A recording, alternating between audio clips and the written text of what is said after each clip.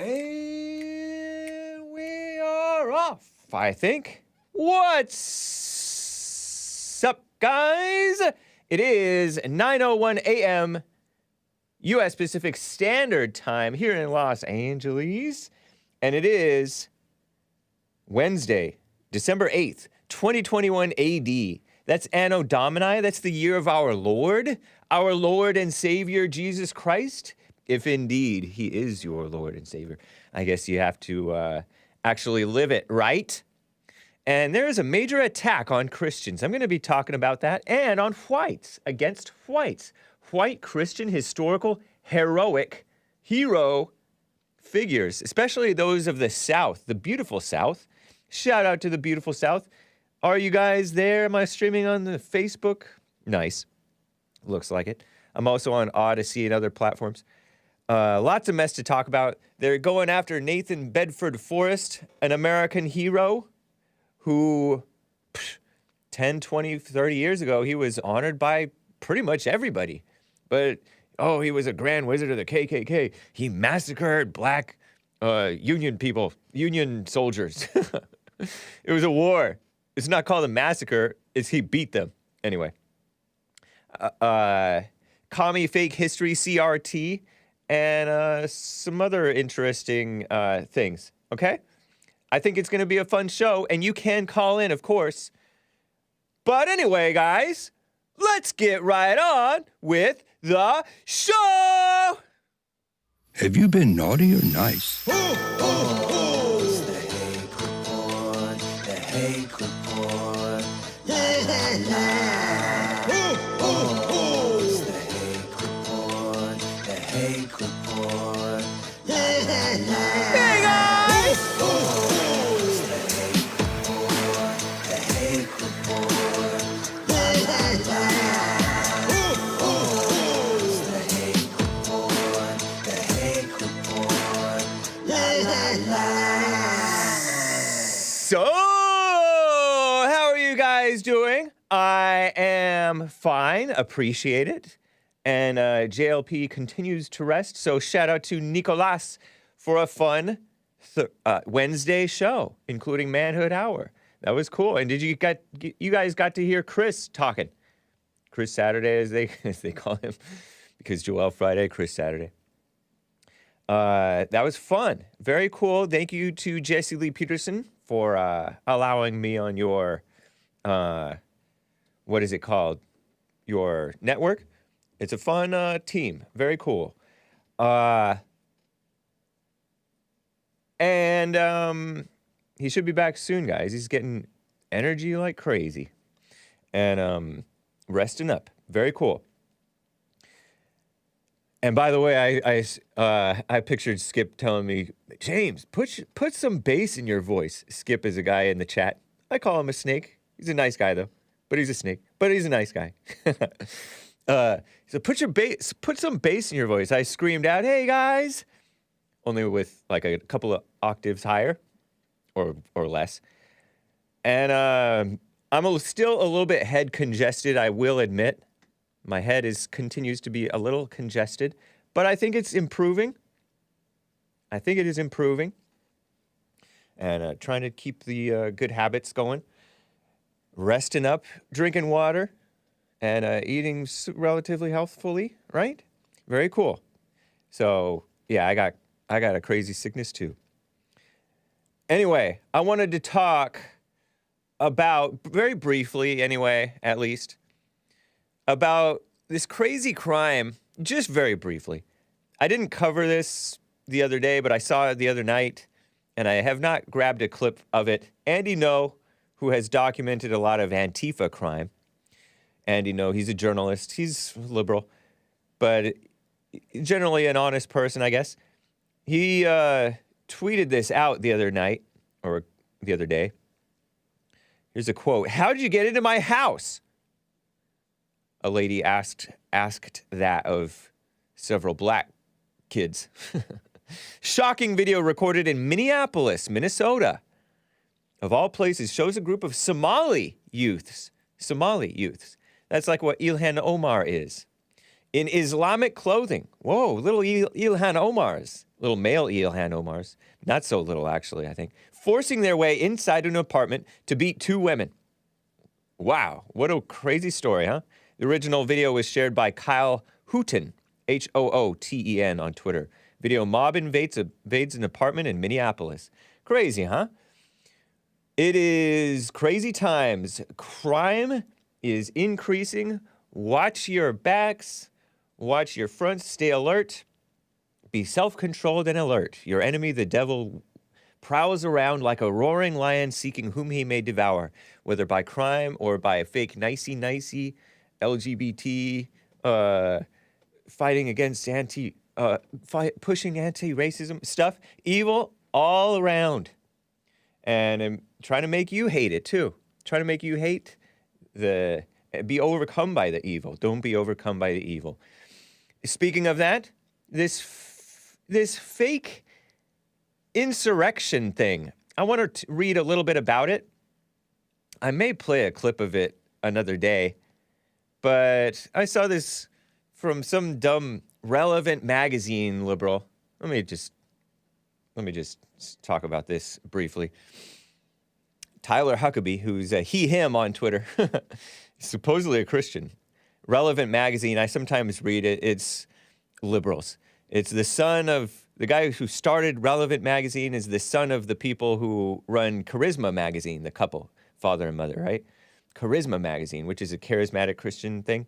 Maybe liberal too, I don't know. I haven't paid any attention. I'm not really in that Christian culture like that. I did grow up on Christian music, but I didn't really. I read a little bit of CCM magazine, Contemporary Christian Music magazine, but that was it. And Gospel Bill and Fire by Night, if you guys have any idea what I'm talking about. But anyway, this Tyler Huckabee tweeted, some capital insurrectionists, repeating the communist lie. I thought this guy was a Christian. Now freely admitting they were convenient dupes who ruined their lives for a lie, but there was absolutely zero chance of accountability of any for any elected officials who actually lied to them, and he's referring to Trump, I assume, which he didn't lie, or the media types who raked in millions amplifying those lies, and he's smearing Tucker Carlson, and of course the people who oppose the right as well, I guess, because he pretends like he's a fair person. By the way, this Tucker Huckabee guy, he wrote about deconstruction in Christianity. You ever heard of deconstruction? It's a liberal word, I think. It's a liberal word, where they question everything, and then after deconstructing Christianity, they accept same-sex marriage and pretend that Black Lives Matter is relevant and communism is Christian-friendly. Yeah, right. Well, I don't even know if they realize that they're communists, but they are useful idiots for it. Basically, you turn into an SJW, but pretend that you're still a Christian. But you're really a communist atheist. He wrote this reminder, deconstruction does not mean deconversion. Deconversion is becoming an atheist after you were raised Christian, right? It's according to Relevant magazine. November 30th, and he quote tweeted this guy, this liberal so-called journalist, Ryan J. Riley, R-E-I-L-L-Y, on Twitter, quoting this guy named Danny Rodriguez. Danny Rodriguez, and he's in those rooms where they question a suspect? Those rooms that are locked, and there's a table, a chair, another chair, a chair for the suspect or the person who's being detained or whatever at the police station, and then the cop, really FBI agent, pretending to be all nice and reasonable and on your side. Don't talk to the cops, especially nowadays, especially the feds. Crazy.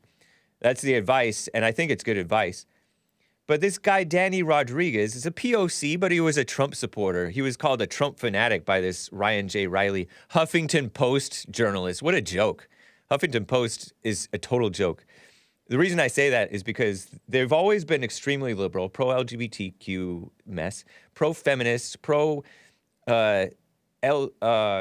Black Lives Matter stupid stuff. And they put covering Trump during 2016 in the entertainment section, they claimed. They grandstanded about that, pretending that he's not valid to talk about in terms of legitimate politics. Well, they just marginalized themselves. That's Huffington Post. But this guy is a writer for Huffington Post on Twitter, and he's on Twitter too, Ryan J. Riley. And he quotes this Danny Rodriguez, so-called Trump fanatic, who apparently, well, I'll get to what he did. It's interesting. He's a POC, but he's a Trump supporter, I guess. He asks, am I mental? Am I? Am I just that stupid? Did we all, referring to the fellow January 6th, mostly peaceful protesters, some of whom turned into rioters, including maybe this guy, are we all really that stupid that we thought we were going to go do this and save the country and it was all going to be fine after? We really thought that. That's so stupid, huh? This guy's talking to the feds, the FBI. Don't talk to the FBI. They're dumb, evil liberals, most of them. Or at least by and large they are. Anyway, jumping to the beginning of this thread from Ryan J. Riley, Huffington Post so-called journalist, really diarrheaist. What do you want me to tell you? That I tased him? Yes. Am I a blanking piece of blank? Yes. That's quoting this Danny Rodriguez. He posts a bunch of different scenes from this little, what is that called? An interrogation room thing? Interrogation room thing. Here's Trump fanatic Danny Rodriguez confessing to electroshocking, that's tasering, taser. He tasered DC officer Mike Fanone. Remember Mike Fanone? He's that guy who looks like he might be like a Chad, pro-America guy, young, relatively young, in his 40s, whatever. But he was a DC Metro police officer, or is, and apparently, I didn't know this, but he got tasered by this guy. And he posts this. Danny Rodriguez was arrested by the FBI in March, 1 month after he was named in a Huffington Post story as the rioter who electroshocked, it's called tased, who tased Officer Mike Fanone. Now he's trying to get his confession suppressed because this guy confessed like an idiot. Well, I mean, maybe he really was wrong, but I mean, they're coming down extra hard on the Trump supporters, so he's not going to get equal justice under the law. This is an article from November 16th of this year, 2021. Trump fanatic who electroshocked D.C. cop on January 6th tries to get his confession tossed. The Trump supporter who electroshocked Officer Mike Fanone. This Mike Fanone guy, I didn't really go into him. I've played his clip before. He went on Don Lemon of CNN talking about, oh, how horrible it was and stupid stuff like that. Don't tase me, bro. Yeah, exactly, says Jim Justice and others. Don't tase me, bro. That was an American citizen who is, to this day, a Trump supporter. He loves Jesse Lee Peterson. Andrew Meyer, Jewish guy. But to this day, he's generally like a pro-America guy. And he was questioning, I forget who. He was questioning some Democrat, shouting. And the cops came, security came and tasered him. And he's like, it was a viral video from like 2012 or 2013. Electroshock. Anyway, going back to this Fanone guy, he's a dumb, liberal, evil person, a pawn. I bet you many of the cops don't agree with this smear upon the Trump supporters, but they are suppressed, while as the Trump haters are amplified. Daniel Rodriguez, pro-Trump extremist who electroshocked Metropolitan Police Officer Mike Fanone on January 6th, was in federal court, Washington, D.C. on Tuesday trying to get his videotaped confession to the FBI tossed on the grounds that special agents engaged in coercive questioning, that Rodriguez wasn't properly advised of his rights. But U.S. District Obama Judge Amy Berman Jackson, how is this woman not recusing herself? Oh, yeah, she's a dumb, evil, liberal Obama judge woman, female. Not a Christian, by the way, Amy Berman Jackson. I think she's like Jewish or atheist or whatever. And I think she was married to a black guy, but I think she's been divorced since then. Another fellow deep state person type of guy. She was married to a black. I think she's divorced now. Amy Berman Jackson. She was the judge overseeing, and she put a gag order trying to silence Roger Stone, who is another pro-Trump guy. The FBI, or some federal bunch of officers, you may recall, did this early morning pre-dawn raid covered by CNN somehow. They tipped them off, right? The feds in bed with CNN. I heard that the CIA covers for pedophiles, and the CIA has a lot of people in CNN. That's what I heard. Anyway, this Amy Berman Jackson woman doesn't belong even in being a judge. First of all, she's a woman. Second of all, she's not even a Christian. Third of all, she's an Obama supporter and was appointed by Obama, who's not legitimate. What an evil person. And she's overseeing this, fox guarding the henhouse, justice against Trump supporters. She'll most likely allow most of Rodriguez's admission to be used if he goes to trial, finding only a brief portion of the interview took place before he was advised of his Miranda rights. So some of it had to be suppressed, only a tiny bit. She'll issue a final ruling down the road. Rodriguez is known as Danny Rodriguez or DJ Rodriguez. He was arrested by the FBI in March, a month after Huffington Post doxed him, named him, right? I mean, he tasered a dumb, evil cop, but he was a cop. He shouldn't be tasering a cop.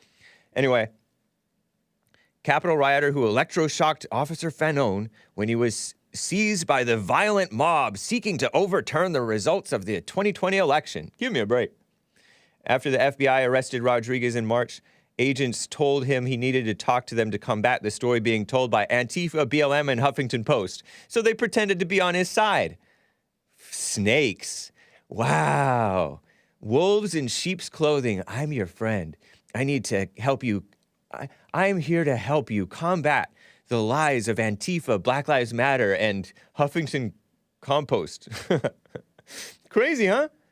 Wow. Former president, our real president, Donald J. Trump, during a speech before the cops in 2017, encouraged police to brutalize suspects by slamming their heads into car doors when they placed them under arrest. Somehow this guy found it relevant to plug that in there. This Riley guy, the writer for Huffington Post. Attorneys for Rodriguez, who is an enthusiastic Trump supporter who attempted to join the U.S. military after Trump took office, tried to argue the traumatic experience of being arrested by the FBI at his home at 6 a.m. was coercive. Yeah, I would think so. You keep on hearing stories of, there's a guy who called my show who, I cracked a little bit. He called my show and he was arrested and he said that they bashed his head or something like that, or beat him. The FBI showed up at his house. Rodriguez is being held at Northern Neck Regional Jail outside D.C., wore a forest green prison jumpsuit during his court appearance, chatted with federal public defenders based in Las Vegas, asking them how their trip to the Capitol was, if they would go see sightseeing. That's nice. He's living his life, even though he's in prison to this day for tasering a cop. Just charge him in time served, basically, right? I don't know. Because of the massive scope of the January 6th investigation, both prosecutors and federal public defenders from across the country have been brought in to help.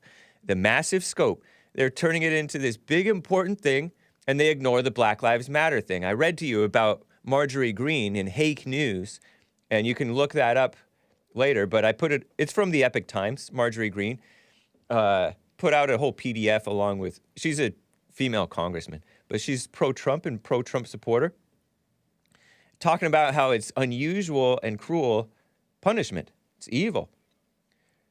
Under Amy Berman Jackson's ruling, Rodriguez's pre-Miranda admissions won't be admissible in trial. In that portion of the video, he describes himself as so weak as he cries about his actions that led to his arrest. "Oh God, I shouldn't be crying," he said before being advised of his rights. "I'm a grown man and I knew what I was doing." After being told he had a right to remain silent and get an attorney, and signing a form acknowledging those rights, he went on to confess to electroshocking Officer Fanone, who suffered a heart attack. Whoa. Dang. Yeah, don't shock people. They can get a heart attack, I guess. Unless they're true bad guys and like being a threat or something. This guy went crazy. He says, "I really don't know exactly why I tased him." This is Danny Rodriguez. "I mean, when I tased him, I really, like when you do something, you're like, gosh, dang it. Well, he didn't say gosh, dang it, right? Why did I do that?" So he did it, and then he's like, oh, dang it, why did I do that? I got caught up in the moment and didn't really think. Reminds me of like blacks who go crazy, those wilding blacks who start rioting when they're interviewed afterwards. This was happening before like George Zimmerman got off. They were rioting and they didn't really understand why they had this anger. Well, this guy's a POC and probably had a poor raising. And he's a Trump fanatic or whatever, according to this. He doesn't know what he's doing. They know not what they do, right? I didn't think about him and his family and what was going to happen to him, said Rodriguez. Crazy. So this guy actually did something wrong. Robert Lee says he's been tased 3 times. LOL. And actually, don't the cops like taser each other so that they know what it's like? I think that they do that. At least I know that I've heard that they tear gas each other or something like that, just to make sure that they know what it's like. Or maybe I'm confusing them with military. The FBI has made more than 650 arrests as of this mid-November article from Huffington Compost. Huffington Compost is not even the right word for Huffington Post, because that's how trash it is. But anyway, in connection with the January 6th attack on the U.S. Capitol, a bit over a quarter of the total number of potential defendants who either unlawfully entered the Capitol building or assaulted law enforcement and members of the media outside. Yeah, right. I doubt that many people were actually violent. But they entered the Capitol. Ooh, give me a break. The FBI is still looking for over 350 defendants who engaged in so-called violence on January 6th, including more than 250 members of the pro-Trump mob who assaulted law enforcement. Whatever. I don't buy it. They prosecuted a 49-year-old grandmother who followed a 72-year-old woman into the building to protect her, and they charged her and banned her from buying guns for some years. And she had to repeat all this SJW CRT critical race theory nonsense. On the advice of the evil public defender person who advised her to do this to get a lighter sentence. It's so ridiculous. You all know that it's ridiculous. Press 1 if you've been beaten by cops. Yeah, press 1 if you've been beaten by cops. Ryan 8U says over there in the YouTube live chat. Yeah, I'm curious. How many of you have been beaten by cops? Press 1. Don't lie. Trump supporters aren't violent, says Commander Kim over there on Odyssey. Yeah, exactly. I've never even heard of raids being covered by the media, says Taking Care of Business Bear. Yeah, exactly. Obviously, that Roger Stone raid, covered by CNN, conducted by feds, liberals, was a tipped off. Ridiculous. Taking Care of Business says that he's been beaten by cops. I'm seeing a lot of 2s. Lord Grimm never been beaten by cops. Nice. Jesuit Crooks says 2. Stephen Will, 0. Jim Justice, 2. Does that mean you've been beaten twice? Or no, you have not been beaten? Man Godson says 1, my older brother is a cop. And well, if your brother beat you up, isn't that different? What a mess. There's a Fed in the chat. Says press 1 if you own illegal guns. Don't press anything. Is a Fed. Don't own illegal guns, guys. Anyway, that's that. I'm going to cover some CRT mess going on. They're pushing that in the schools. CRT is critical race theory. And honestly, this stuff was pushed even before we even knew the term critical race theory. For decades, I talked yesterday about the climate propaganda alarmism. It's crazy. But anyway, let me read some super chats, guys, and then get to some calls. Call or two. You can call in 888-775-3773. I am not a liberal, but I am wearing a Volcom t-shirt. Is it called Volcom or is it called Volcom? Anyway. Base America First gave a super chat and said, Santa Inc. That's that disgusting anti-decency movie, I guess, or TV show? TV show? I don't know. Santa Inc. is the lowest rated TV show ever. I played an abbreviated and censored, bleeped out trailer of this Santa Inc. I thought it was a movie trailer, as in a previews, by this Seth Rogen, not a Christian, he's a Jewish guy, I guess, and Sarah Silverman, also not a Christian, hater of Christians, feminist, anti-white. These people are they're white Jews. Yeah, okay. Anti-white, anti-anything good, anti-men. They're complaining that Santa was a white man. He was. Anyway, Santa Inc. is the lowest rated TV show ever, says Base America First with a super chat on streamlabs.com/the Hake Report. Praise God, Seth Rogen tweets, too many angry white men can't accept that their time is up. Stupid, evil, angry Seth Rogen. Not a funny guy, honestly. Is blaming one hated group for your failure, but also relying on that same group for your success, known as a big cope? Yeah, because angry white men don't want to watch your anti-white men movie. Or in many cases, not very angry white men. The pots and kettles, the black-hearted Seth Rogen is calling others angry when it's him. What a sick person. Nicolas said, with the hot tip, says Seth and his wife. He's married? He's not radical homosexual? No, I'm playing. Seth and his wife chose to stay childless. I guess that's fine. Well, actually, honestly, that's not fine, because maybe that would have snapped a little bit of common sense into him by being forced to be responsible. Maybe, right? I saw this great article by the great Dr. John R. Lott Jr., PhD, of crimeresearch.org. Crime Prevention Research is the name of his organization.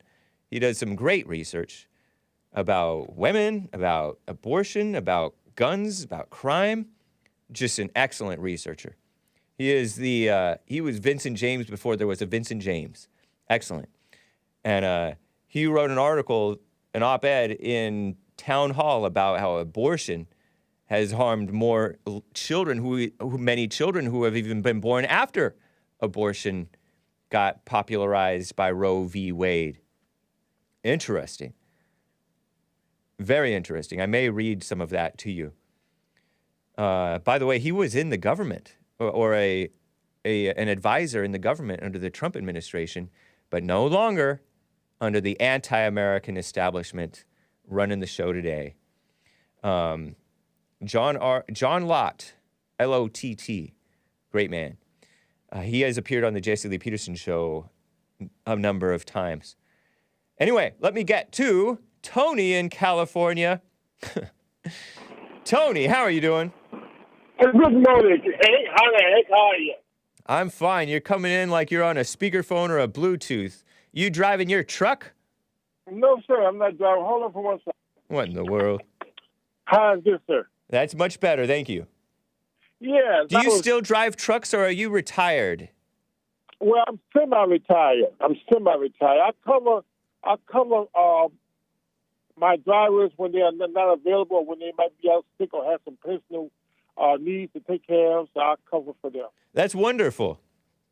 Yes, I'm living in heaven now. I knew there was a tiny inkling of decency in you. That's why you like the Jesse Lee Peterson show and the Hake Report so much. Well, I like the Jesse show and the Hake Report so I can correct y'all. Oh. Set y'all straight. Okay, I take it back. Yes. But Anyway. the reason I called, because I heard you said that it was no violence in the Trump supporters.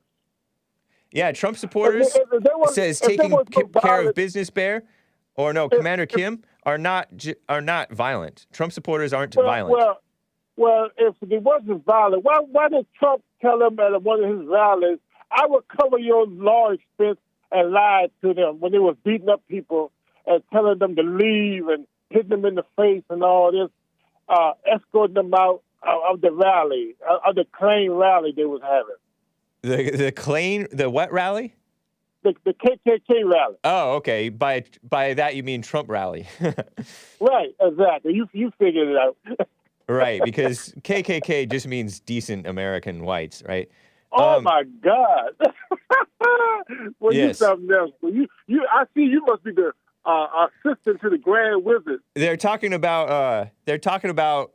He's talking about when they threw out agitators, Black Lives Matter agitators, who were causing trouble at Trump rallies. He's all, throw him out into the cold. I mean, they Don't have give him right his to be jacket. there. Well, don't you They have want a to right to just be punch there. some of these guys? Just punch them in the face. I'll cover your charges, your court boils.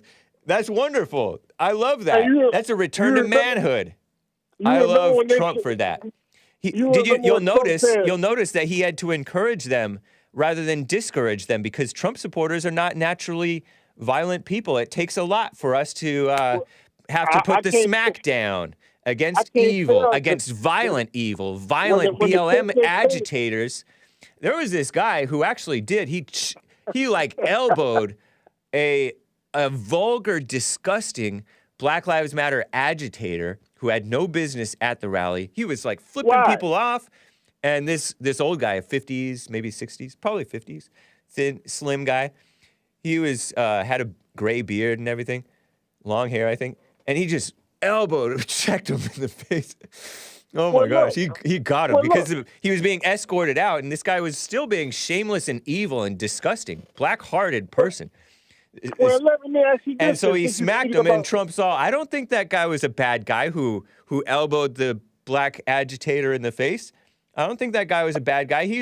Because he cares about his country, and these people are a pox upon the country. Well, let me ask you this then. Since that was so appealing to you. Yeah. On January 6th, when the Trump supporters went against the Blue Lives Matter that they always talking about and fought against the police and injured them and beat them up. What about that? I mean, Blue Lives Matter flag y'all wave around so proudly, but yet y'all were trying to kill the police. Not true. They didn't try to kill the cops. That's a lie. Well, one of them died. One of them died from natural causes, dude. That's a lie. You don't even know the real story. And that was a Trump supporter. That was a Trump supporter. That was a Trump supporter cop who died, by the way. May he rest in peace. It don't make no difference. He was still a cop. I know, but he wasn't killed by Trump supporters, you liar. Right. They didn't beat him up. They did not beat him up. Oh, come on, bro. That's the truth.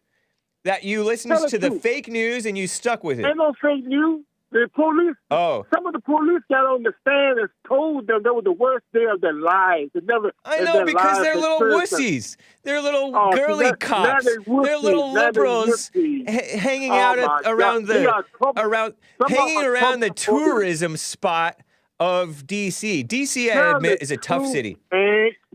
They have cushy jobs. They leave their Glocks unattended. They leave their handguns unattended in the bathrooms and get away with it because they're black and have seniority and they're foreigners. Come on, Hank. Come on. Please. Y'all the most hated people on the face of the earth. Huh? We're the most what? Trump supporters are the ones that hate people. No, we don't. We love people. Y'all the one that came along with the racism. Y'all created no such racism. thing. Racism is a hate word against whites. You just hate white people. Is hate. You just hate white people, Tony. Anything that's not pure and white, as y'all put it. White on the inside. Pure and white. You, too, could be white on the inside if you repented of your hatred towards white people and stopped being such a joke. I don't hate white. I hate your actions, but I don't hate you as an individual. Okay? Same thing. The parent hates the actions of the child. The child feels the hatred from in the heart of the evil parent. So we blame God for all that. You're just justifying your hatred by saying, I don't hate you. I just hate your actions. Well, Give me a break. That's it. Anyway, your behavior. Nice talking with you, man. Hank. Have a wonderful day, Hank, and stop hating. All right, back at you. ADHD777 says he didn't elbow him, he straight up punched him in the face. Okay. But I should replay that clip and then Trump's response someday because, these people are fed up. especially like the boomers and the Gen X people, they've seen the decline of the country.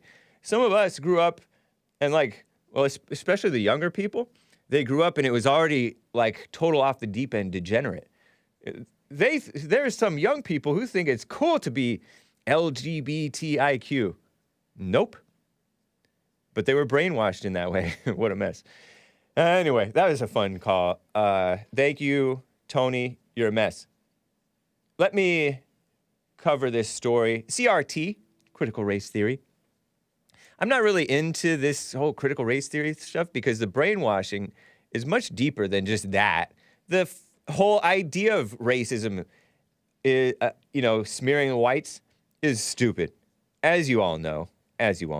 Twitter, the publisher that censors truth, and extreme left Reuters.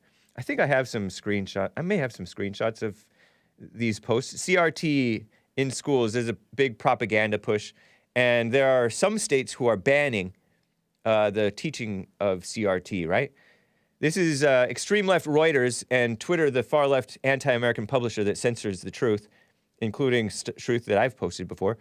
These 6 U.S. states are banning teaching critical race theory. And look at the picture that they selected. This is partly why I don't like women being at the forefront and protesting and stuff, because it makes them look crazy. But these are mothers. This is a photograph of mothers, presumably like at a school board meeting or something like that, protesting the brainwashing, the pro-transgender madness and LGBT.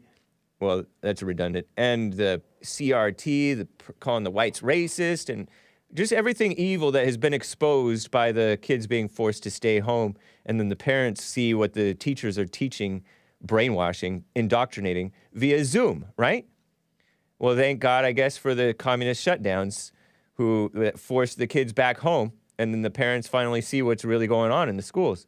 And so the teachers are upset. And they show a picture of these women yelling. And it makes them look kooky and crazy. We need men like Jesse Lee Peterson pointing, "You are a beta male," when he's shouting at Mark Ridley-Thomas. We need men protesting and confronting and fighting for what's right. We don't need these mothers. I mean, yeah, it's nice. I understand the concern of the mothers. I support the mothers who care about what's right, right? That's nice.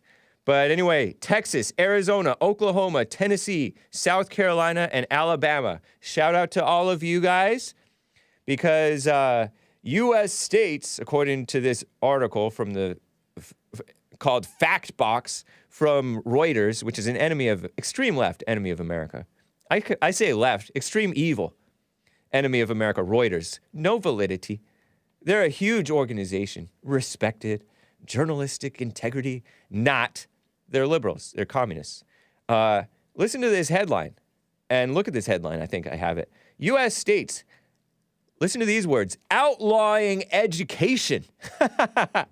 Outlawing education on critical race theory. The language, deceiving communists, outlawing education. That's outlawing in false indoctrination by revisionist communists who hate America. It's an article by this woman, Sharon Kimathi, on Twitter at Sharon_Kits, Kits.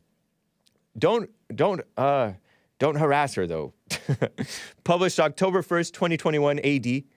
Some idiot thinks this guy Super Duper Wyatt thinks erasing history by tearing down the Confederate monuments and destroying the pride of our Confederate American brothers and forefathers is good. But then he thinks banning CRT is not teaching history. I saw this. Do you have this meme, this leftist meme? Erase history. And so it has a MAGA. This is a cartoon, right? I'm showing it on the screen for the podcast listeners. It's a drawing. It's a political cartoon shared in something called The Inquirer by Torno. It's a dumb fake thing. And it has a white, slightly overweight Trump supporter man in a MAGA hat, and he's holding a decapitated, broken head of a statue. Looks like General Robert E. Lee, the great Confederate American hero, and he's crying, this person with the MAGA hat, white man, crying, "Don't erase our history." And then he goes into the classroom and there's a chalkboard that says critical race theory, and he's furiously erasing the critical race theory on the chalkboard, and he says, "Erase our history." Critical race theory is not history. It's stupid. Anyway, these people are liars. Total double standard. They're like the ISIS who are tearing down Christian symbols, right? They're evil. They're worse, I dare say, in many ways than ISIS, honestly, because they're promoting killing the souls of children and evil stuff, right? That's what they're doing. It's sick. Propaganda cartoon. Yeah, the left can't meme. Anyway, what else did I want to... There was some stuff from the Reuters thing. Texas recently banned... This is Reuters. Thomson Reuters Foundation News. Texas recently banned teaching critical race theory, an academic concept. Academic concept. They make it sound so vanilla, so fair-minded. Academic concept examining how race and racism has shaped society in America by deceivers. Anyway, it's not the only state outlawing CRT. It's happening across the nation. Texas, Alabama, Arizona, Oklahoma, South Carolina, Tennessee. Bill Lee, Texas governor, says we should teach the exceptionalism of our nation and how people can live together and work together to make a greater nation. That's nice. That's nice. But you can't get along with evil, Bill Lee, Governor Bill Lee. Representative Ralph Norman of South Carolina asked 2 universities to stop teaching CRT, saying it promotes the belief that America is racist, which doesn't even exist. He says it's wildly inappropriate, CRT is, critical race theory, and rooted in Marxism, which is communism, anti-American, atheistic concept, by the way, atheistic.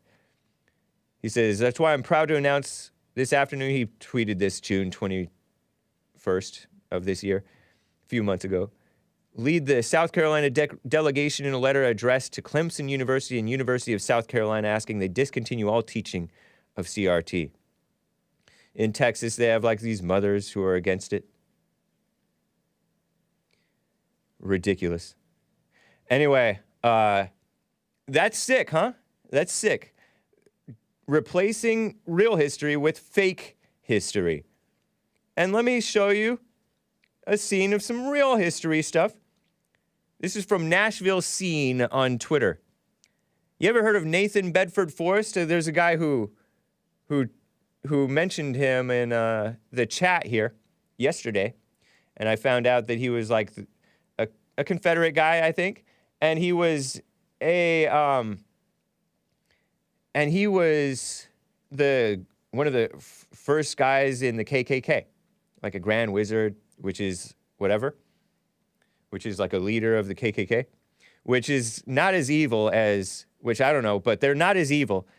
I don't know much about them, but they're definitely not as evil as Black Lives Matter or Antifa, who to this day are spreading lies and hatred and just disgusting anti-American stuff. To this day! Nashville Scene on Twitter. Nathan Bedford Forrest has fallen. A widely mocked Nashville statue of the early KKK leader was removed Tuesday morning. That's yesterday morning. He has fallen. Nathan Bedford Forrest has fallen. Well, it's a dumb statue of him. Chris Davis of North Carolina Channel 5, I guess, on Twitter, said, breaking, the Nathan Bedford Forrest statue along the I-65 over there is in the process of being removed this morning. The owner of the installation and the land on it died last year, and the executor of the will ordered it be taken down. So here's a clip 12 of this scene. They're tearing it down, and it's been vandalized. It's so evil by evil people, worse than them, worse than Nathan Bedford Forrest, who was probably a generally honorable man.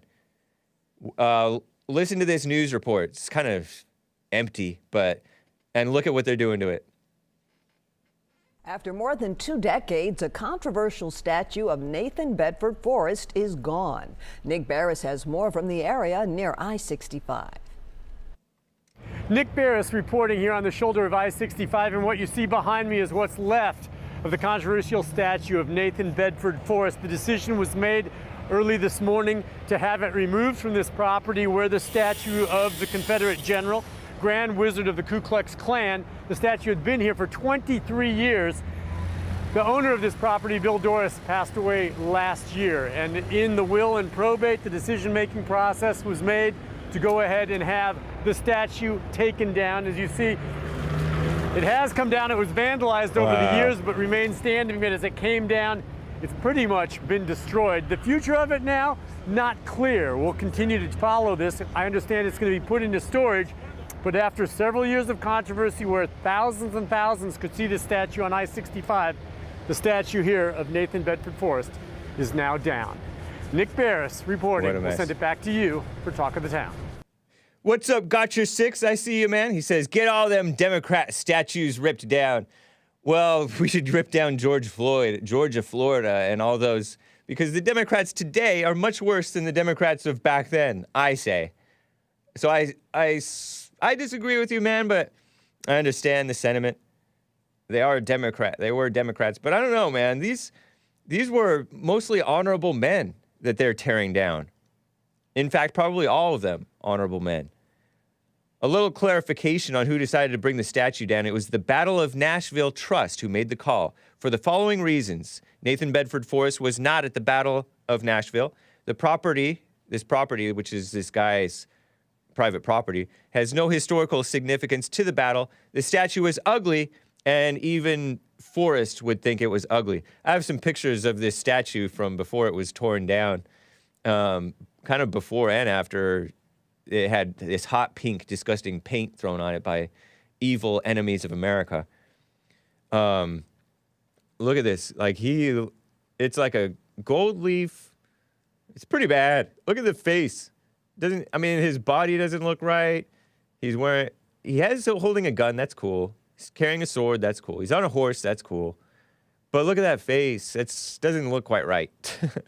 He has bug eyes with a worse face than, I don't know, than crazy face people have sometimes. Look, they put Monster on it. They tagged it up with Monster, threw hot pink paint on it. The owner said I guess he had a sense of humor, and he just said he liked the paint. But the owner actually was a fan and friend of the beautiful South and of America, I think.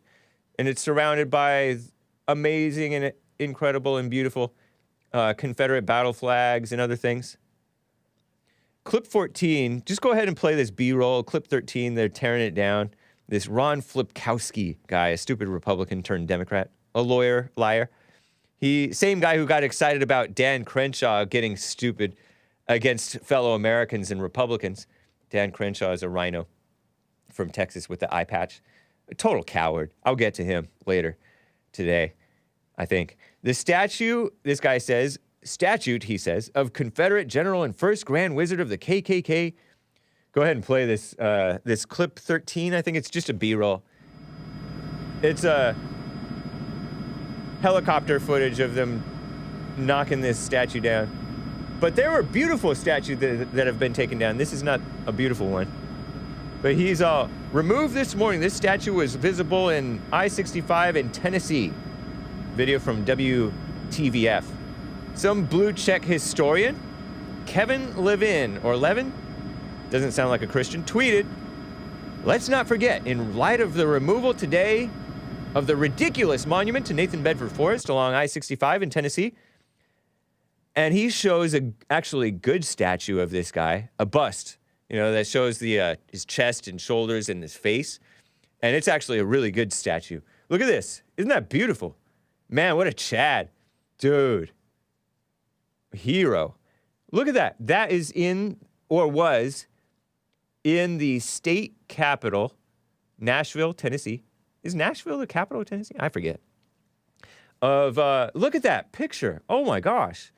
What a great image of an American hero. Nathan Bedford Forrest.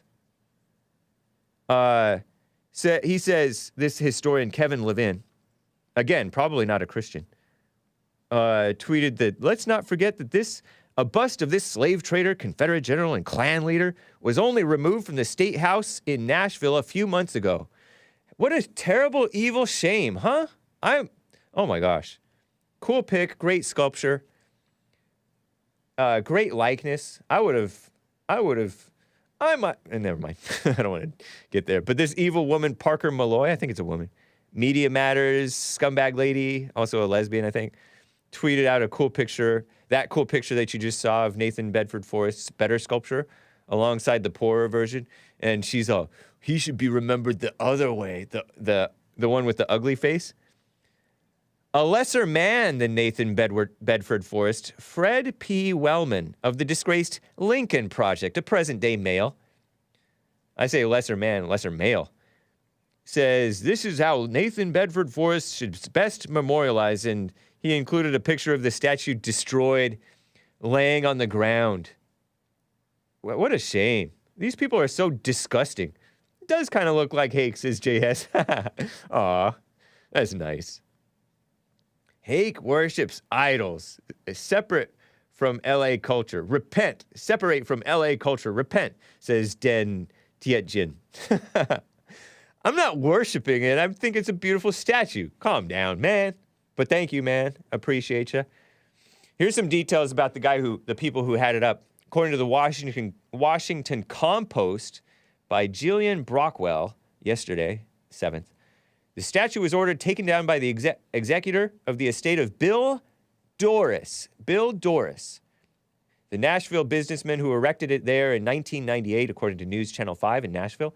Doris didn't pretend to like the work of the sculptor, his friend Jack Kershaw, but that was beside the point. As an artist, mediocre. This Bill Doris guy who has since died and then his executors took this thing down. As a thinker, he was way ahead of his time. This guy, Bill Doris, told the public radio station, WPLN, in 2011, according to the Washington Compost. Washington Compost sometimes shares helpful information. That's partly why I'm sharing this. But they are evil. They're just disgusting. Kershaw, this Jack Kershaw guy who sculpted this, the uglier statue, right, was a co-founder of the so-called white supremacist group, League of the South. Anybody ever heard of League of the South? I feel like I've heard of that. Probably a generally honorable group of people compared to Black Lives Matter, Antifa, am I right? And as a lawyer, he defended James Earl Ray, the man convicted of assassinating Reverend Martin Luther King Jr., who some say was a communist. I won't go there. I don't know. Jack Kershaw once told the Times-Picayune of New Orleans that somebody needs to say a good word for slavery. This is my kind of man. Jack Kershaw. I wonder if he's still living. Probably not if he defended James Earl Ray, who assassinated Martin Luther King Jr. as a lawyer. I don't know. Jack Kershaw. You guys heard of him? But right on, somebody needs to say a good word for slavery. That somebody of him, of course, being him. Bill Doris said slavery was a form of social security for Black Americans. Fake news, Washington Compost calls them African Americans. They're not African Americans. They're Americans, Black Americans. Or later accepted under the 14th Amendment as Americans anyway, right? People born here under our jurisdiction. The former slaves were allowed to become Americans. I don't know if it was a good idea, whatever. Argued that he could not be racist because he had many black people, and they capitalized the word B in black, letter B in black, working for him. Bill Doris had blacks working for him, so he can't be racist. Nice. Jack Kershaw constructed the statue using materials from Doris's business, which made bathtubs for the elderly. Isn't that nice? When Doris died in 2020, he left his assets to be divided among the Sons of Confederate Veterans, another honorable group. I think they're honorable. They might kind of go out of their way to condemn slavery too much. Don't be all bending over backwards to condemn slavery. There's worse stuff happening today. The Battle of Nashville Trust and his border collie, Lulu. Bill Doris left that stuff to those people. This is interesting information about Nathan Bedford Forrest, as described by the evil Washington compost. Yeah, Asmodor, I see your super chat. I will be mentioning that. These people are so disgusting. The people who hate the South and the beautiful history of it. This is from the Washington Compost. Of the Confederate leaders whose legacies have been reconsidered, that's their word, to put it in vague communist terms, in the past several decades, perhaps none has experienced as severe an about-face as Nathan Bedford Forrest. As late as the 1990s, actor Tom Hanks, before he went off the deep end evil liberal, maybe he already was, and I just didn't know, I was a kid. As late as the 1990s, actor Tom Hanks, you guys familiar with Tom Hanks? As the main character in the hit movie Forrest Gump, as double R, Forrest, described being named after the great Civil War hero, Nathan Bedford Forrest. Wow! Beloved Southern novelist and historian Shelby Foote, Foote, kept a portrait of Nathan Bedford Forrest on his desk. So in the past, our fellow Americans, including even Tom Hanks, loved this guy, Nathan Bedford Forrest. And in Ken Burns' massively popular documentary series, The Civil War, Shelby Foote, described Forrest, Nathan Bedford Forrest, as a genius and born to be a soldier the way John Keats was born to be a poet, whoever that is. Wow. So this was an honorable man, a hero. In recent years, the Washington Compost goes on, the revisionist shimmer on his deeds has worn off. Yeah, okay. And he has been accurately described as a slave trader. Ooh, the horror. Give me a break. That was reality of the day. Commanding officer who oversaw the massacre of hundreds of black Union soldiers at Fort Pillow. Duh, it's a war. And the first Grand Wizard of the Ku Klux Klan, which is better than Black Lives Matter or Antifa, I will remind you, or the Democrat Party today. In June, this is what Asmodor gave a super chat, saying they literally exhumed his body and his wife's body from their graves. And he shares a Yahoo News article. The remains of KKK leader Nathan Bedford Forrest exhumed from Tennessee Park. And it's a report from June 12th of 2021. Members of the Memphis Green Space Board take a look at the now former grave of Confederate General Nathan Bedford Forrest in Memphis, Tennessee on Friday, June 11th, 2021. Disgusting. Yeah, in June, his remains were exhumed from a Memphis park named after him, and the park has since been renamed. Talk about attack on whites, right? Attack on Christians, attack on the beautiful South. A bust of Forrest from the Tennessee Capitol, that's the Nashville place, right? Also been removed. Terrible, huh? So evil. I'll get to more of this stuff. I have just a touch more. There's this pro-life attorney general who's fighting against Roe v. Wade in the Supreme Court right now. Her father was a fan, I guess, of Nathan Bedford Forrest, I think. Lynn Fitch, Mississippi Attorney General. And she's the woman who could bring down Roe v. Wade. And some other interesting stuff. I have George, a first-time caller in Manitoba, Canada. Am I pronouncing that correctly? I can't pronounce Canadian names very well, or any names, really. He wants to talk about climate change. But first, it is just about the top of the hour here, guys. And I want to share with... let's go ahead and start this music. This is Suffering and the Hideous Thieves. Remember them, guys? Suffering and the Hideous Thieves. This is Silent Night. Enjoy Silent Night from the 2004 compilation by Lujo Records, All I Want for Christmas. I've been playing that. This is just about the last song from that I'm going to share with you guys. Christmas song from it. Here's Suffering and the Hideous Thieves. I'm going to let it play for a couple minutes and stay here and talk with you guys because it's 8 minutes long, and I want to play the whole thing. So here's Enjoy Suffering and the Hideous Thieves. Silent Night. Nice. Isn't this nice? I like the instrumentation.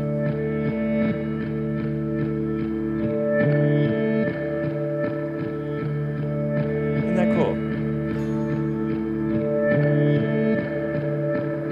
Doom Jesus is not a fan, I don't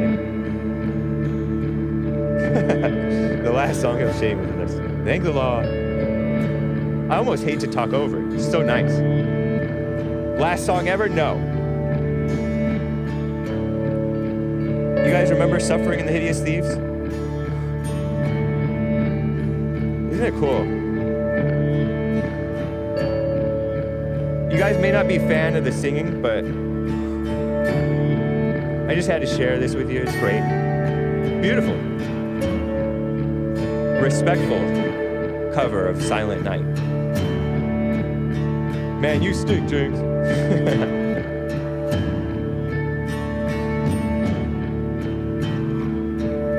Jeff Suffering of 90-Pound Wuss, by the way. I'll be back in a couple minutes, guys. Enjoy. Rest of hour 2. Cover your ears in musical Philistines.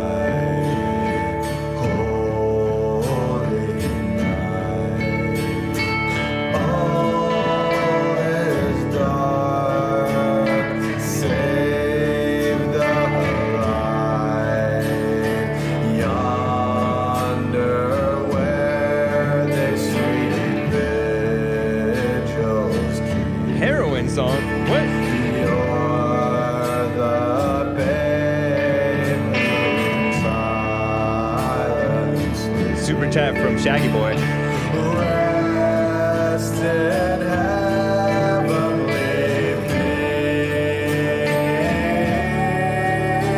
Jeff should have stayed silent the night he recorded this song, says Shaggy Boy. Jeff Suffering, that is, singing. Yeah, it's a little off-key, but I think he really loves or wants to be a real Christian, which I can appreciate, right?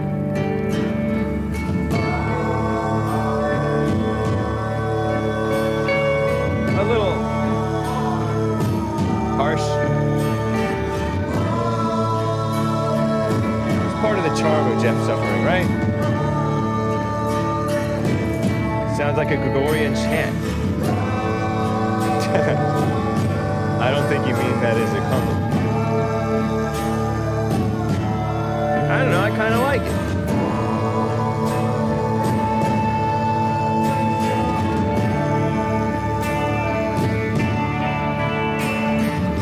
Commander Kim. I'm not going to repeat that one. Bad trip, says Jasper Jones. Is that a drug reference? This is soothing. If you're on meth, says War Eagle. Why all the drug references? What kind of audience do I have? Here we go with the awful vocals.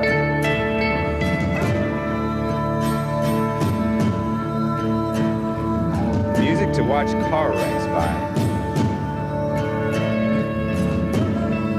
They sound like they're still taking music lessons, says Final Frontier.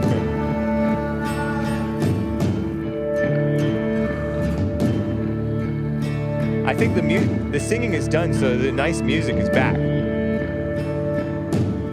Come off of mute, guys. I hope James put musical taste on his letter to Santa. I want musical taste for Christmas.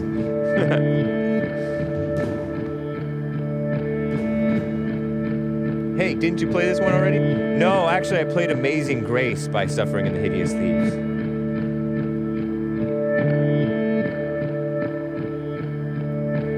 Somebody said,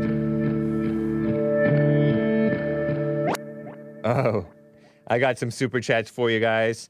That was from Lujo Records, 2004 Christmas album, All I Want for Christmas. Jeff Suffering and the Hideous Thieves, formerly of 90 Pound Wuss, great Christian band on Tooth and Nail Records. Your girlfriend says with the super chat, could you ask Tony how or if that California bill which requires private contractors to be paid a so-called living wage has affected his trucking business, if at all? Thank you, your girlfriend. I shall, if I remember, which is it's a great question, ask that question of Tony from California, because there was that bill being AB 5 in California. Yeah, great question. Thank you, your girlfriend. Yeah, the AB 5 was targeting Uber and Lyft because drivers were considered independent contractors, even though the main part of the business is driving. And so California, under Lorena something, some evil Democrat Latina woman, pro-union, pro-evil, disgusting person, made this law to clamp down on them, but it also affected the trucking industry and many others. Independent contractors made it just, California Democrats who are running the show here are evil. Thank you, your girlfriend. I would be slightly curious, I guess, to hear what Tony from California's insight on that issue. Lord Bibby of the 42 gave a super chat. Hake, that soul patch looks lonely. The donation stands. 6 weeks of sideburns for a $100 donation. Together, we can make this happen. This guy is trying to bribe me, Lord Bibby of the 42, to make my let my sideburns grow out. I don't know. I don't know. Was not a fan of my sideburns when I did sideburns for a while after high school. But thank you. I don't know. I think I did that in high school a little bit too. Peter from Periscope gave a super chat. Hake, you are at a 7-Eleven. What is the brand of bottled water you reach for first? I don't get bottled water. I may get like a Gatorade or a Yerba Mate at a 7-Eleven. Or maybe one of those shake things, those 7-Eleven brand shake things. I don't get bottled water. I drink tap water. Filtered tap water nowadays, because they have a filtered. We had a friend of Bond come in and install a filtered water dispenser thing in the sink there. That's nice. So no bottled water. That feels like a waste of money to buy bottled water. I mean, I will buy like a gallon, okay, but not at 7-Eleven. But thank you, Peter from Periscope. I'll get, I don't know, the 99-cent one or $1.29 gallon. Thank you. Lynn Yen gave a super chat. Why can't I find that hilarious Hillary Clinton song based on her 1990s comments about us super predators, super predators, super predators, super predators. No conscience, no empathy, super predators, super predators. I miss it. Merry Christmas, Lord Good Hair. Thank you, Lin Yen Chin. Indeed, that's from Place Boing. I don't know if it's findable. Maybe it's unlisted.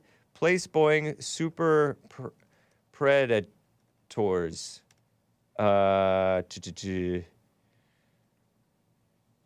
I might have found it. Yes, indeed, I have.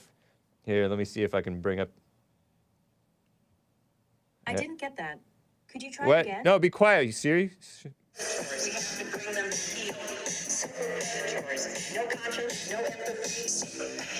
Yeah, it's unlisted. That's super predator. Yeah, it's a very cool song. It's unlisted. I shall paste it in the chat for you guys. Super predators, no conscience, no empathy. I agreed with her on it. Oh, shoot. Yikes. Let me mute that again. Shout out to Place Boing, which looks like placebo-ing. Super predators. It's unlisted right now. I don't know why. Asmodor with the super chat says, Tony cites the testimony of DC cops to bolster his anti-white hateful narrative about the mostly peaceful protest at the Capitol. But when BLM protests, the cops shooting a violent black in self-defense, does he believe the cops' testimony? Of course not. Very selective. These people have zero consistency at all. They're communists or useful idiots in the case of the idiot, if you will. The idiot, Tony from California. And he is. He really is. I don't mean to be mean about it or rude, but he really is. Thank you, Super Chatters. I think there might have been one more I needed to get to. A couple more. Lord Grimm gave a Super Chat. Thank you, man. Appreciate the amount. Thank you, sir, for the support. Your girlfriend states, I'm convinced the only reason Jeff Suffering has a record deal is because his dad owns the label. And she puts a Star of David, which looks like is that a Jewish symbol? I think it is. Well, I know it is. Jeff Suffering, Jeff Betger. Is that a Jewish last name or something? I'm not sure. But his dad doesn't own the record label. Lujo Records is owned by a guy younger than him. A guy like my age, Eric Acoyne?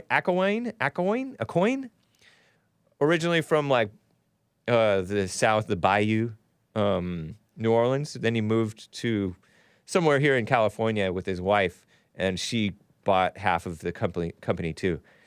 And then before that, he had a record deal with Brandon Ebel. Ebel? Is that? I don't think he's his dad over at Tooth and Nail Records. But thank you. I don't know. But thank you, your girlfriend. Appreciate that. I feel like there is some more super chats that I did see. Asmodor gave a super chat. Actually, we can. I've dragged some screenshots into the folder. Asmodor has been sharing some Nathan Bedford Forrest related material here. And do you see the screenshots in the main folder there? I think I put them in. Go ahead and show them, and I'll kind of react to the ones that you show in the order that you show it. Azzmador has some great Nathan Bedford Forrest memes and pictures and quotes. One of them, go ahead and show which one.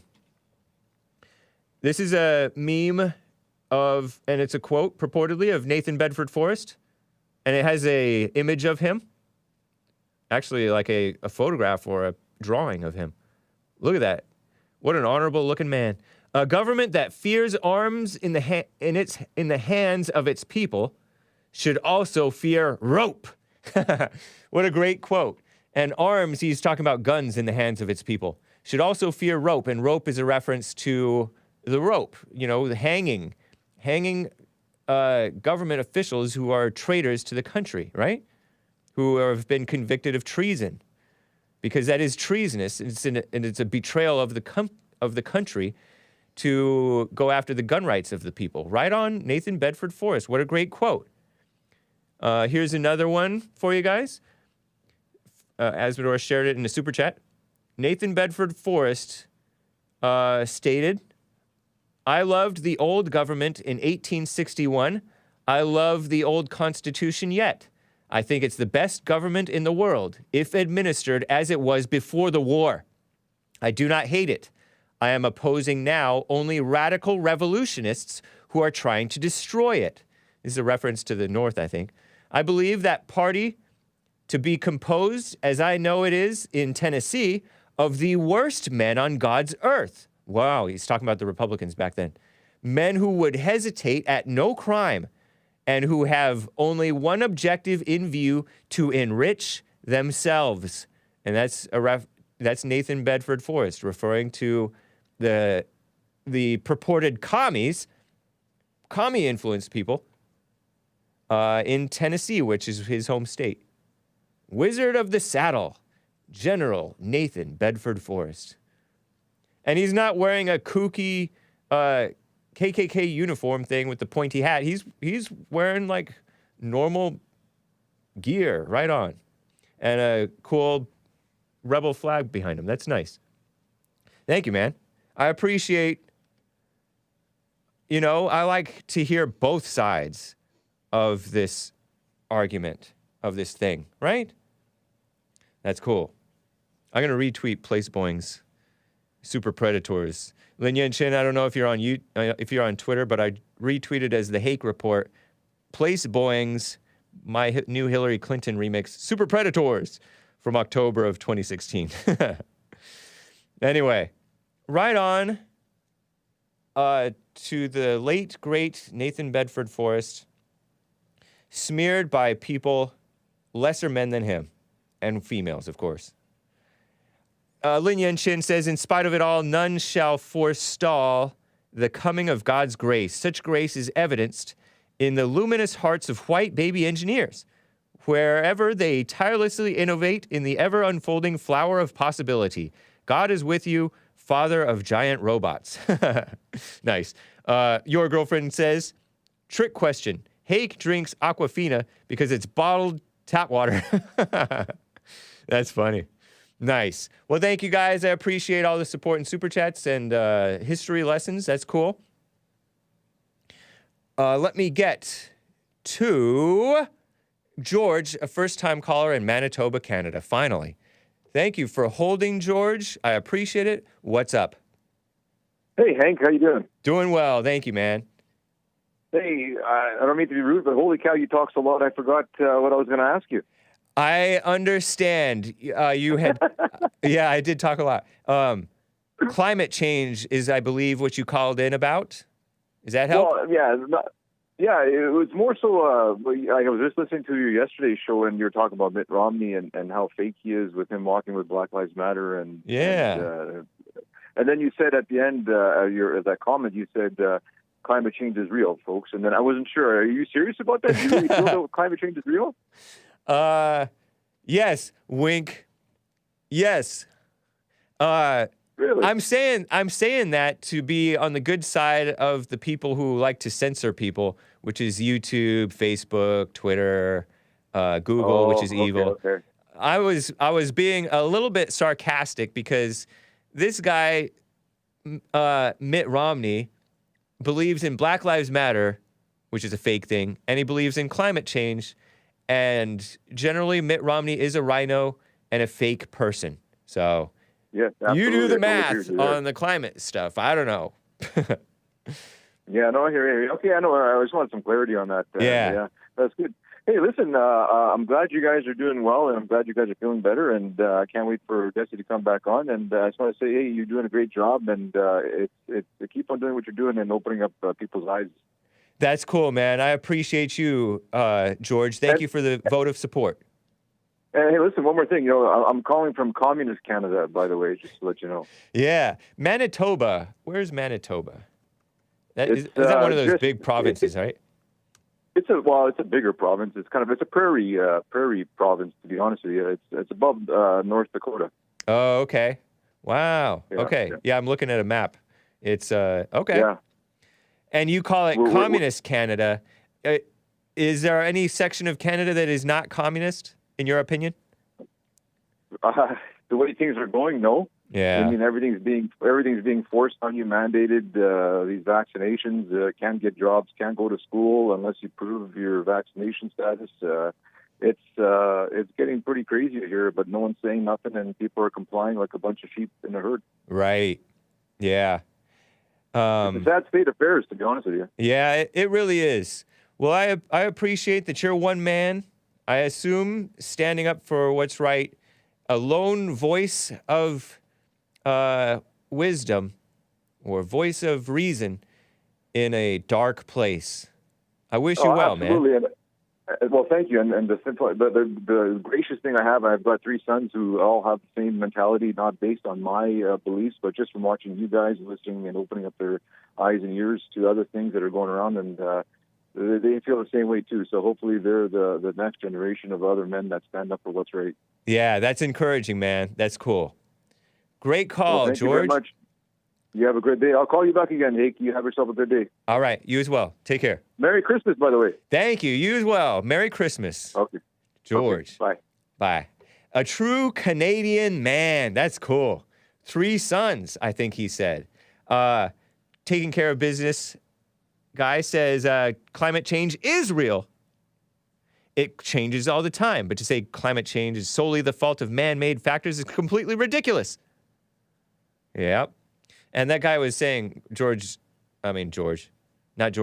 Mitt Romney was saying, like, global warming is real, and anybody who denies it is stupid. He's stupid. Anyway. This guy from Manitoba is a real quick thinker, eh? This is Ragnar. Yeah, I like that. That's a true Canadian, I think. Mitt Romney's niece, by the way, is Ronna McDaniel, who is the female chairman of the RNC, the RINO National Committee. RINO being Republican in name only, if you're not already aware. And they primaried the great Congressman Steve King. So evil. Mitt Romney, his niece, the establishment in general, the RINOs, most of the Republican Party, and practically all of the Democrats, right? Except the ones who will soon be repenting, right? Let me get to Matt in Tennessee, a first-time caller. Matt in Tennessee, thank you for calling and holding. What's up? Oh, I like the fact that you're talking about the Klan, actually. I appreciate that. Oh, cool. Why do you appreciate it?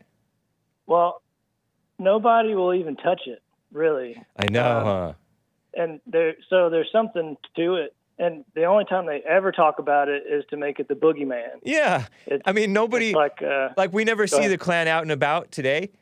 But that's all people ever go to is the Klan and Hitler and Nazis.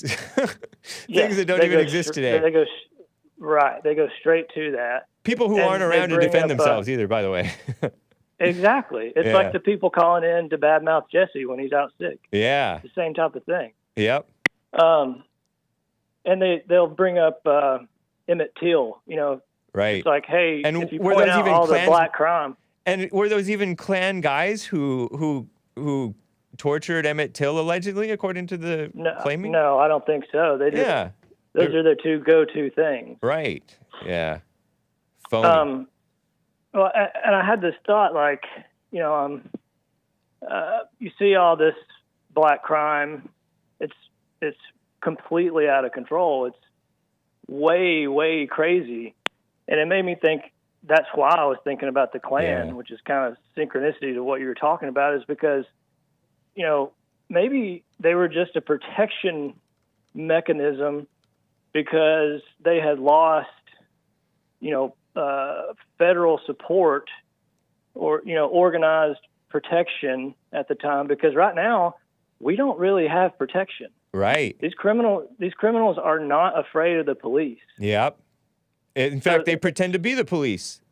I played a clip last week or maybe the week before, and Jesse Lee Peterson tweeted it out the other day about criminals dressing up wearing vests that say police on the back, and they come and follow people home and rob them, mug them right outside. Yeah, I saw a video just yesterday in L.A. of two black guys doing that. Came right up to their doorstep at their home and robbed them with police jackets on. Yeah.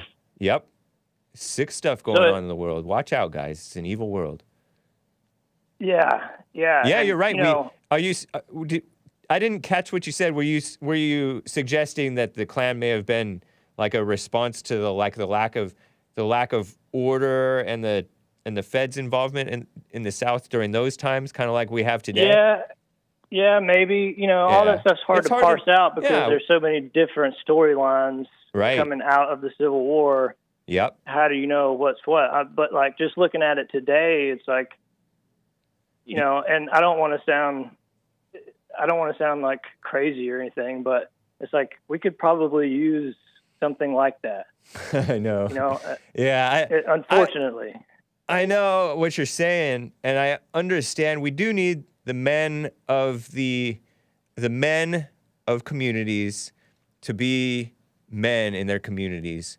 You don't want to encourage extra paramilitary mess, stuff like that, because that's basically what the feds want the people to do. The enemies of America want the people to go a little overboard in policing their own communities so that they can clamp down even more on the rights of the people to defend themselves. You saw that with the great Jack Bauer, John Wick Rittenhouse, Kyle Rittenhouse. But I totally understand what you mean, man. It is evil times. People are saying to get out of the cities. If it may be wise for some to do that, but definitely watch your back. I'm getting clicking in your phone. Is your phone? Yeah, no, I'm in my garage. My wife just came home and she opened up the garage door. No, I think it's just other clicking it's not related to the garage door, I don't think. But anyway. Oh. Yeah. Anyways, but that's really all I had. Well, thank you, man. It's great to hear from you, Matt. Appreciate your calls. Yeah. Take care. Enjoy the show. Keep it up. All right. Wow. What a mess. Before I get back to calls, let me tell you about this woman and her father. The far-left female-run outlet, The Lily, put out on Twitter, this pro-life attorney general woman's dad was a pro-Nathan Bedford Forrest guy. Interesting. Just to give a little bit more boost to Nathan Bedford Forrest, not that he needs it. He was by all accounts, a genius, born to be a soldier. Wow, those are amazing statements to make. A hero, a champion, as Chris called him off air. Meet the woman who could bring down Roe v. Wade, says The Lily. The Lily's Twitter bio says, we elevate critical stories about women and gender from Washington Compost. This is the Lily is an offshoot of Washington Compost, subsidized by the billionaire Amazon guy Jeff Bezos, who is an enemy of America, by the way. And the Washington Compost is too, and of course the feminist Lily. They say, meet the woman who could bring down Roe v. Wade, Mississippi Attorney General Lynn Fitch. Her state's abortion ban is being reviewed by the Supreme Court, they tweeted. And that was pretty recently. Fitch believes such laws against abortion empower women. Some blue checkmark Franklin Leonard quote tweeted the Lily about Len Fitch. Franklin Leonard, this guy, and he stated, her father turned their family farm, Galena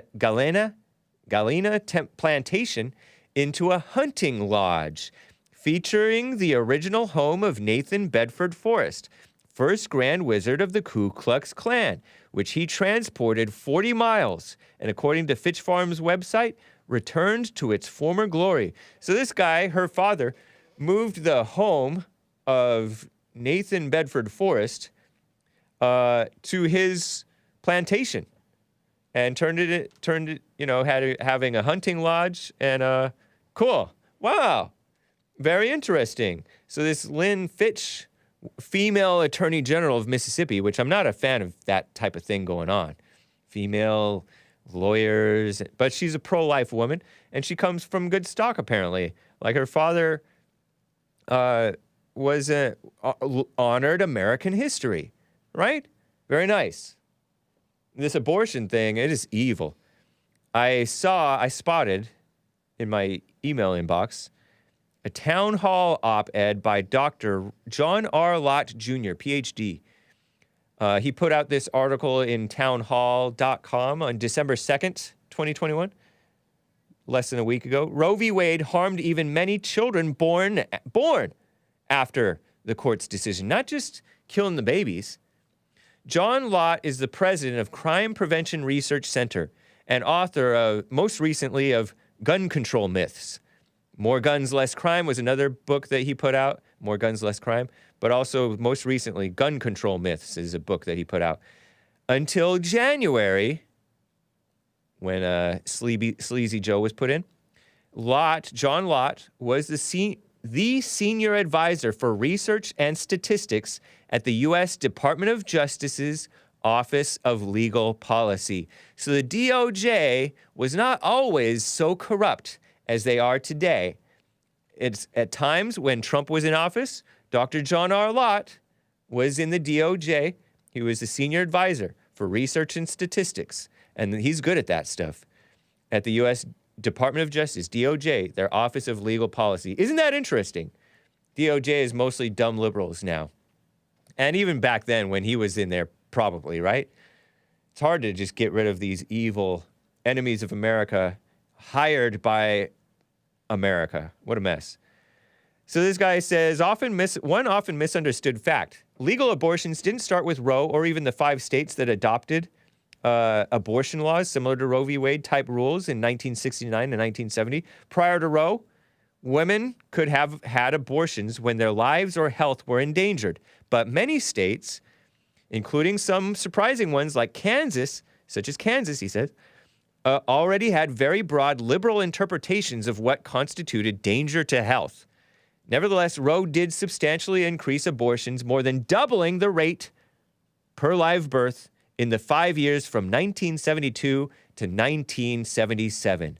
Roe v. Wade more than doubled the rate of Roe v. Wade, incidentally, and other stuff going on, whatever, doubled the rate of abortions compared to live births in the 5 years, 1972 to 77. Julie Reichelman, I've talked about her, attorney with Center for Reproductive Rights, fake thing.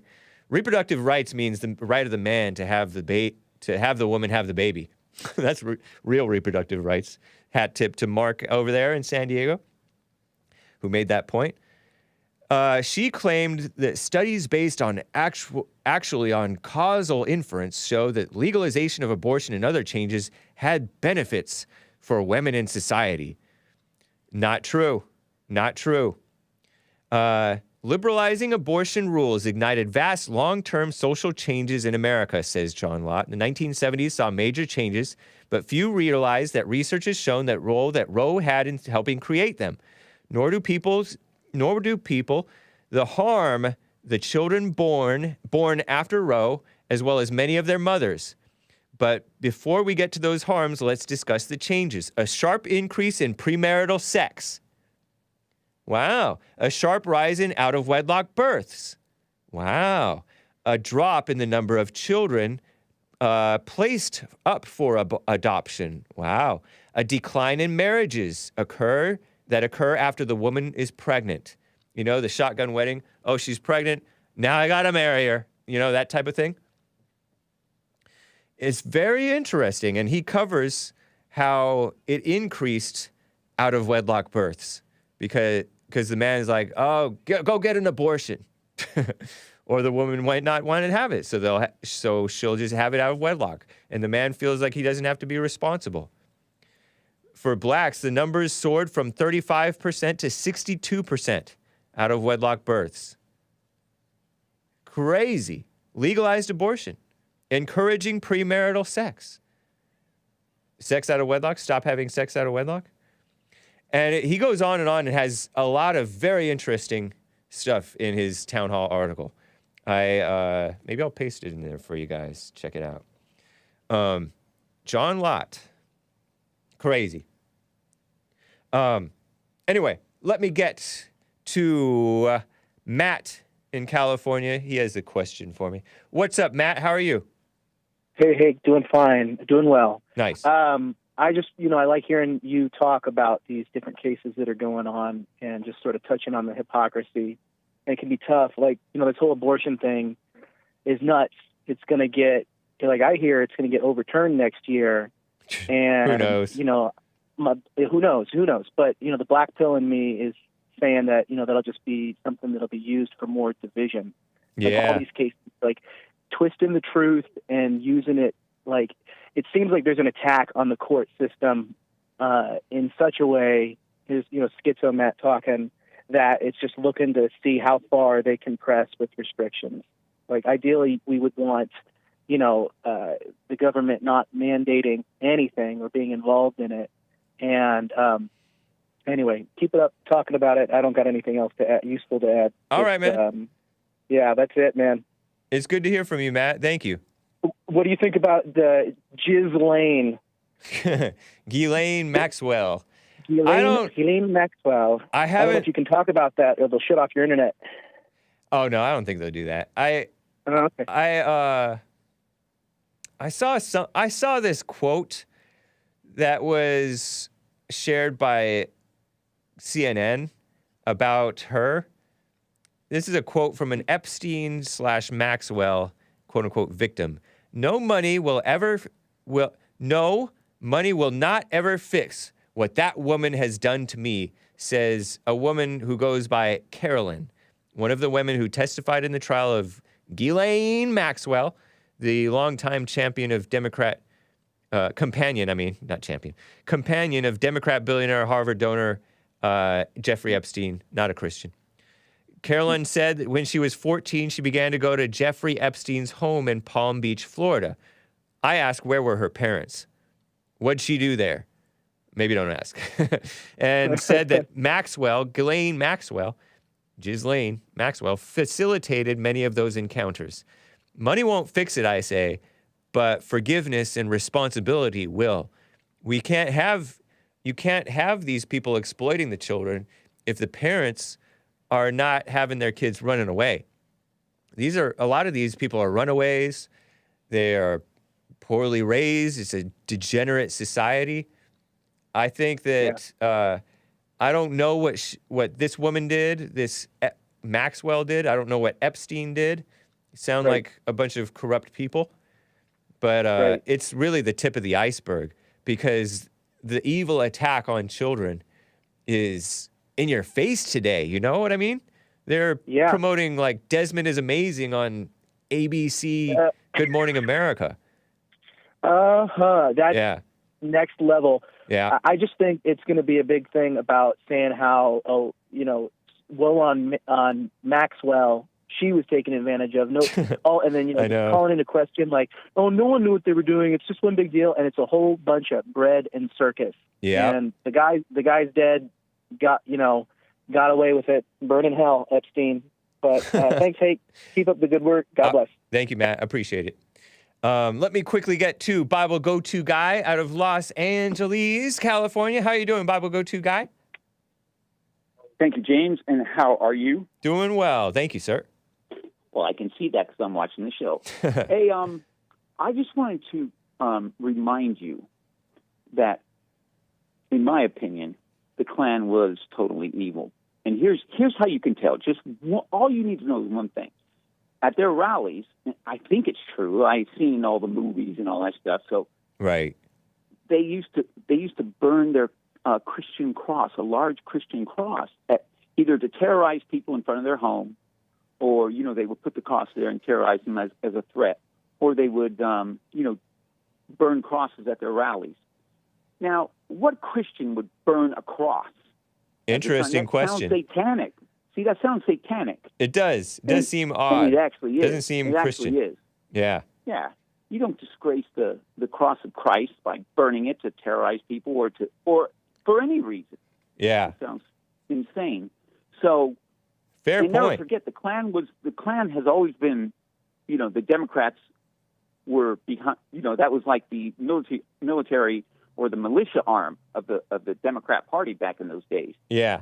And the Democrat Party has always been communist, socialist. Really? It's just evolved into that over time. But it's worse. But they're worse today than I think that they ever have been. Of course. But I think that the spirit of communism was in them, way back when. And as far as Martin Luther King is concerned, he had communists. FBI knew that they were communists, and had them marked out. That's why they sealed the records of Martin Luther King, because there was maybe more communists than we know about in his organization.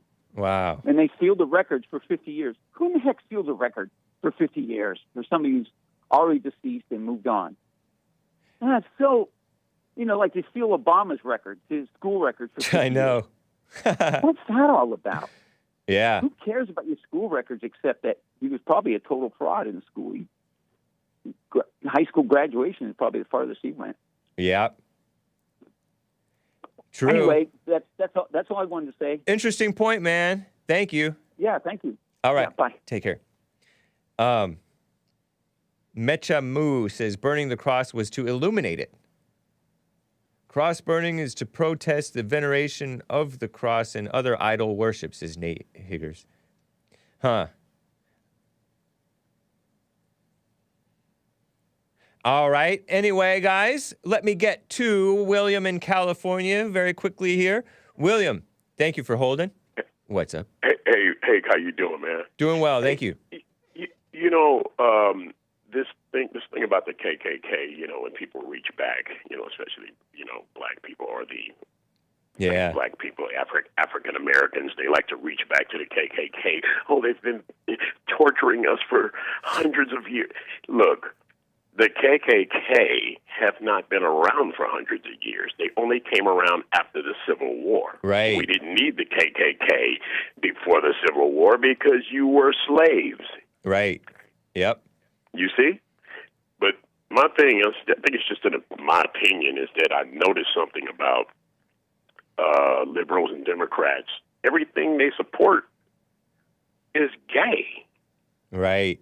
Abortion, global warming, gay. Black Lives Matter, gay. Yeah. No, how could you support something like that? So. Tearing up your families. Right. Section 8, gay. Why would you support that? And you're supposed to be so strong and black. Right.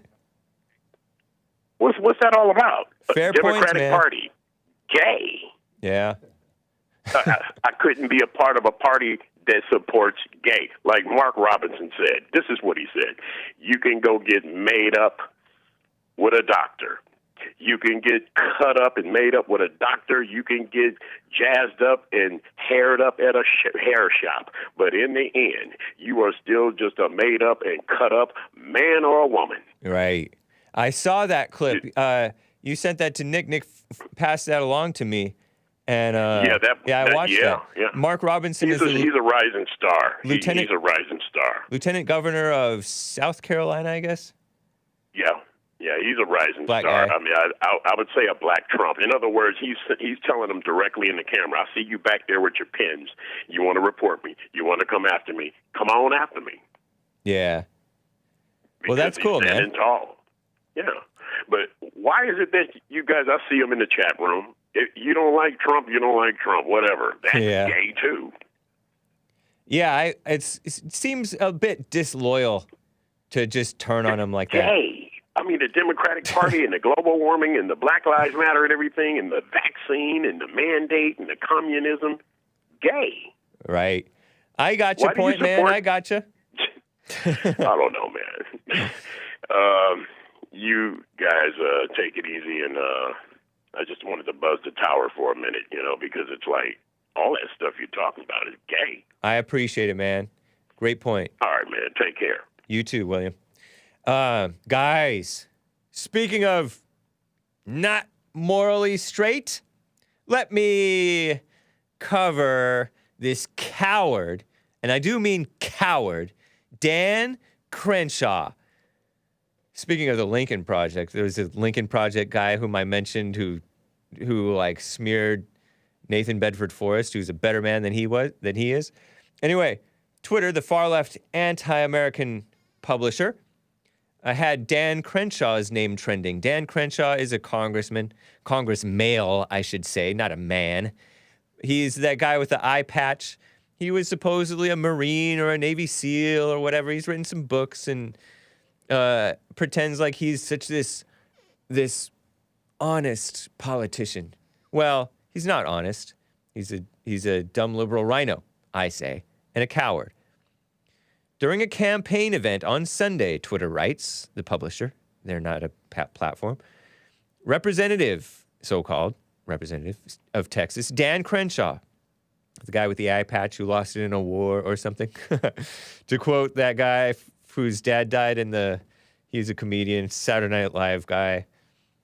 His dad died in the 9/11 thing. His dad was a fireman. Dan Crenshaw criticized members of the House Freedom Caucus. This guy is unmasking his evil, saying, and honestly, I don't know if I disagree with this statement, that there are grifters and performance artists in the conservative movement. Honestly, I kind of agree with that. The Lincoln Project tweeted this out. We have grifters in our midst. Well, look at yourselves, Lincoln Project. Lincoln Project are anti-Trump so-called Republicans who are just neocons who hate America. They're Democrats, basically. Dan Crenshaw of Texas trashes Freedom Caucus members like Marjorie Greene, who, again, this woman, I don't really like her being in Congress, but acts like she's fighting for what's right. Paul Gosar, Dr. Paul Gosar, who is basically a lone representative of America First, right, of Arizona. Lauren Boebert of Colorado, that woman who conceal carries or something, like she carries a gun, and she trashed Ilhan Omar, and that other woman who's a Muslim, and Jim Jordan. Jim Jordan was supposedly a pro-Trump guy. I guess he is. I don't know. He's that wrestler. People say that he just plays like he's for free speech, but then he doesn't want to go after Google for being a monopoly. So I don't know. I'm leery of basically all of these guys. Although I do kind of like Paul Gosar. He has a weird energy, but I do appreciate him for sure. And Green and Boebert for wherever she's right, I guess. It's kind of embarrassing, these women being in office. Like, you're not tough. Anyway, let's play this clip 11. They share this video, the Lincoln Project does, put out by this guy, Ron Flipkowski, whom I mentioned earlier, who's like a so-called Republican turned Democrat, a lawyer/liar. He tweeted out, "Wowee! Dan Crenshaw trashes Freedom Caucus members, Green, Brooks, Mo Brooks, I guess, Gomert, Gosar, Jordan, etc., as performance artists while defending Adam Kinzinger, the anti-Trump, never-Trumper, sleazy, phony former Tea Party guy who's taken office, and now he's on the January 6th committee and so-called investigating real Americans. And this guy says we have grifters in our midst, lie after lie after lie. So listen to this clip if you can hear it, if you can understand it. Dan Crenshaw running his mouth against people who are at least somewhat representing real Americans, and then standing up for total coward RINO Adam Kinzinger, who wants to root out white supremacy from the Republican Party, a fake thing, a fake concern. Here's Dan Crenshaw, the coward. Why am I supporting these two? There's actually other veterans in Morgan's race. There's other front runners. But why support these two? Well, because I've been in Congress for almost 3 years now. There's two types of members of Congress. There's performance artists, and there's legislators. Now, the performance artists are the ones that get all the attention. They're the ones you think are more conservative because they know how to say slogans real well. They know how to recite the lines that they know that our voters want to hear. Let me tell you guys something. In the first 2 years of Trump's presidency, when Republicans were in control, when every single time we were voting on Donald Trump's agenda, who do you think was at the top of that list voting with Trump, and who do you think was at the bottom? A lot of names you would recognize are at the bottom of that list. A lot of names you would recognize are at the top of that list. Number two is probably going to make you cringe a little bit. It's Adam Kinzinger. Voted with Trump almost 99%. He was number two. You know who's at the bottom? Everybody in the Freedom Caucus. All of them. What you hear so often is not true. It's not true. We have grifters in our midst. Not here, not like in this room. That's not what I mean. I mean in this room. Conservative movement. Lie after lie after lie because they know something psychologically about the conservative heart. We're worried about what people are going to do to us, what they're going to infringe upon us. That's the nature of conservative. Crazy, huh? Crazy. You know, it's interesting. His statement, I think that there's a lot of truth to his statement.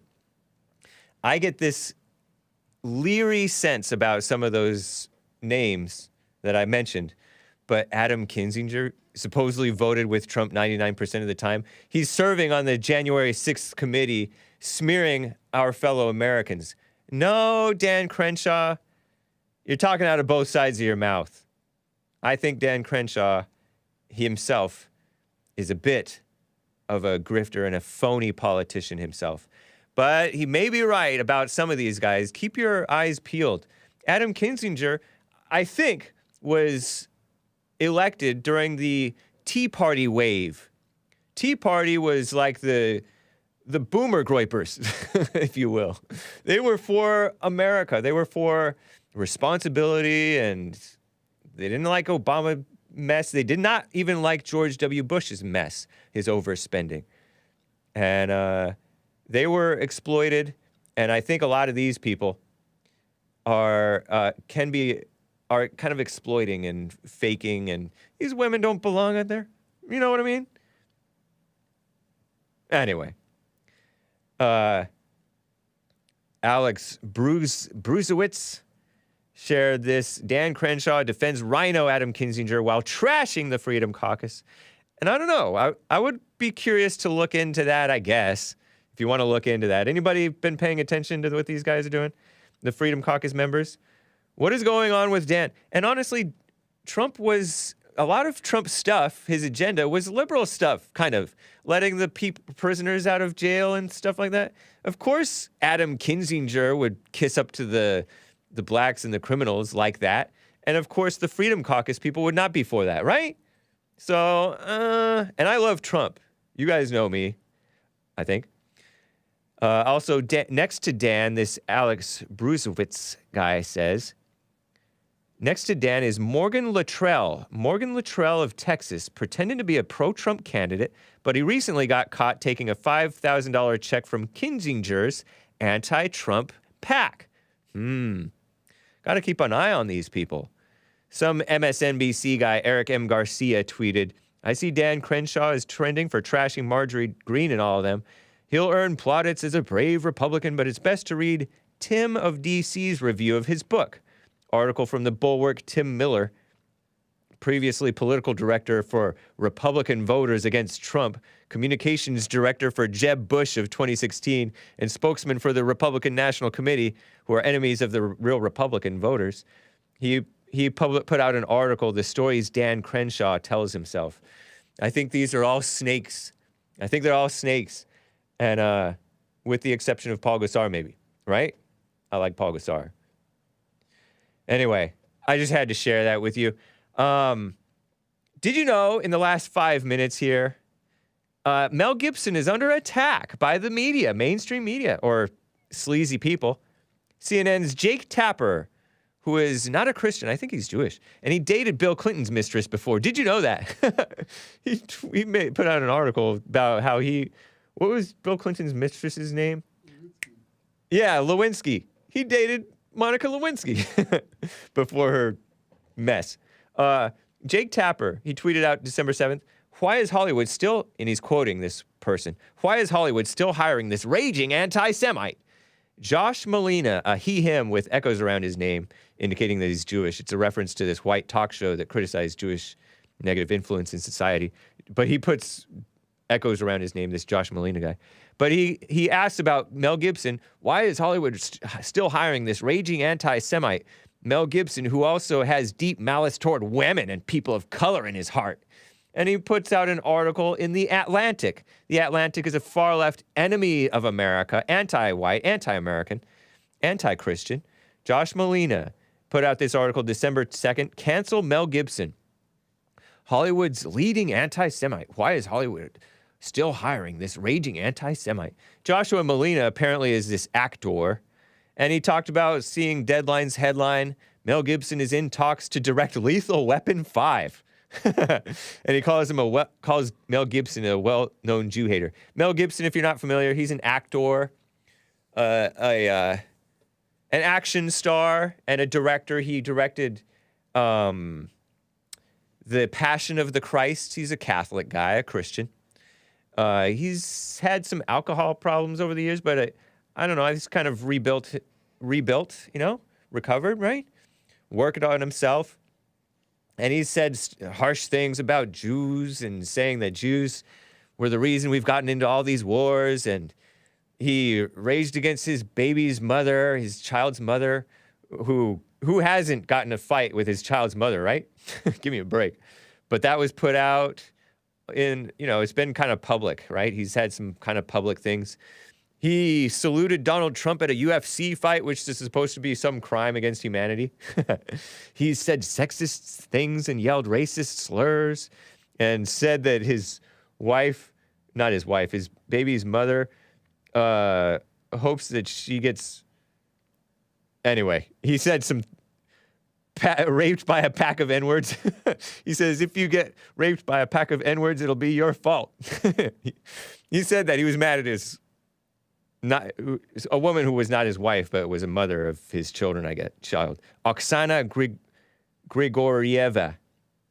Interesting, huh? His then girlfriend, I guess, mother of his child, back in 2010. So he's had some public humiliation, right? But this guy is complaining that Warner Brothers has moral blinders on. Morals. This guy talking about morals, who hates The Passion of the Christ because he thinks it's anti-Semitic because it libels Jews as Christ killers or something like that. This guy is just this oversensitive he/him on Twitter, complaining and wanting to cancel, spreading hatred. Look at this. He's adopted the hate symbol of the echoes around his name. And he's a he/him. Oh, and he kisses up to Michael. What is this guy? Anyway, he kisses up to Michael Ian Black, another man-hating male so-called comedian actor. Anyway, this guy, I tweeted at him and he tweeted back at me. It was funny.